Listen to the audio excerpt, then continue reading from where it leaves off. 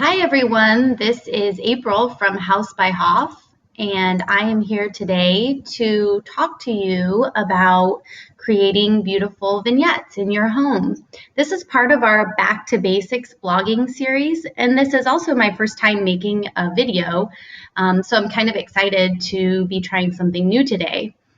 So there are 3 vignettes that I want to focus on in my home today. And those will be my entryway vignette and my fireplace and mantle, and also my dining room. So the first thing I want to talk about is that when I'm creating vignettes in my house, there seems to be some patterns that I'm seeing or some things that I'm doing every time that seem to be working for me. The first thing that I want to talk about is creating a focal point for your vignette. And when I say focal point, what I mean is like a centerpiece for your vignette would be like another way of thinking about it. Something that immediately draws the eye in and would be kind of your attention grabbing piece of your vignette. So in this example, I think that my song lyric artwork here really serves as the focal point. It's what my eye is immediately drawn into, and it makes just a very pretty centerpiece for this vignette. Obviously, it's taller, which is a good thing for a focal point, and kind of takes up physically the most space in this example. With my fireplace, with this vignette up here, I think the mirror is obviously the focal point. Again, it's centered. I think its kind of radial appearance makes it just really, makes my eye kind of drawn to it.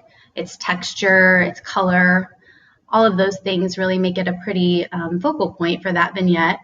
And then the last example is my dining room, where we actually kind of have 2 vignettes layered on top of each other here. We've got the centerpiece of my dining room table, and then we also have this vignette back here in the background. So in this vignette, I think that the pretty white vase with the hydrangeas is the focal point, and you can see that it's centered. That seems to be a pattern for my focal points. They're centered in the middle of the vignette. And then back here, I think the driftwood wreath serves as a pretty focal point for this vignette. Again, just kind of like with the mirror here, it's got a radial shape, it's got a really beautiful texture to it, and it's just kind of like the final pretty piece that's right in front.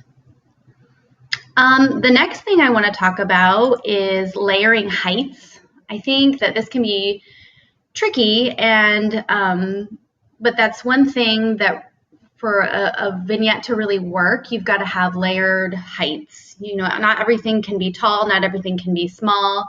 You've really got to mix and match things of different heights. But what I do want to say about that is that you don't want there to be a huge discrepancy between your tallest piece and your smallest piece.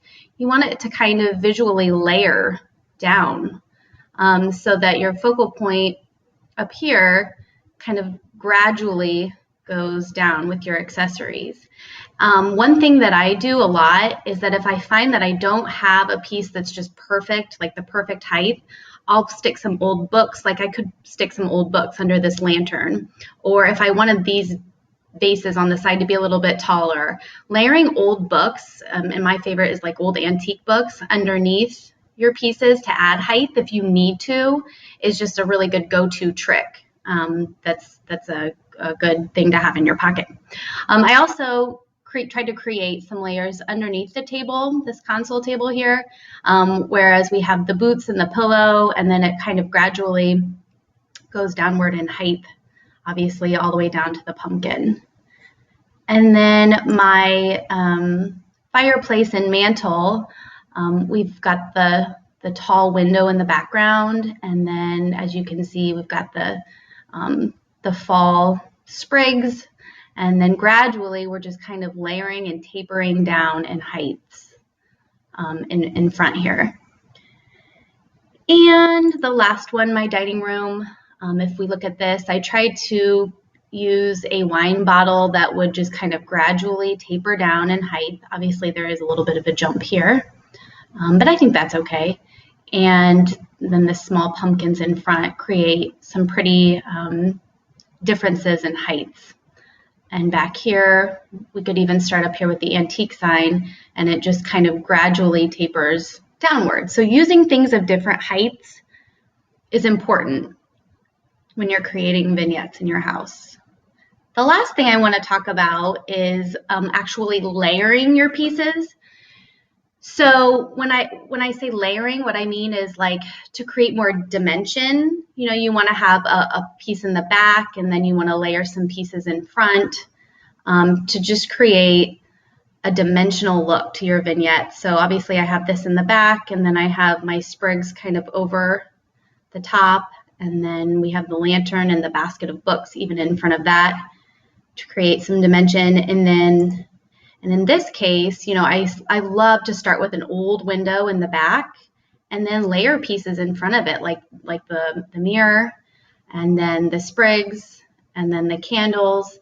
And it really does make a pretty dimensional piece. And then here again, you can see I used an old window in the back. I layered this chalkboard in front of it. And then even in front of the chalkboard, we have the wreath and the box of hydrangeas.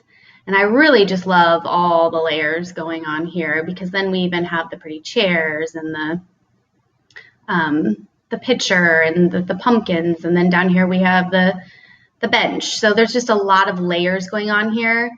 And I'm digging that look a lot. So I hope that you found this helpful, and any feedback you have for me would be really appreciated. I hope this isn't the last time that I create a video. I think I'll be back doing some more, and I hope you found my tips for creating pretty vignettes in your house something useful. I hope you got something out of it. So thanks for listening, and I'll talk to you soon. Bye.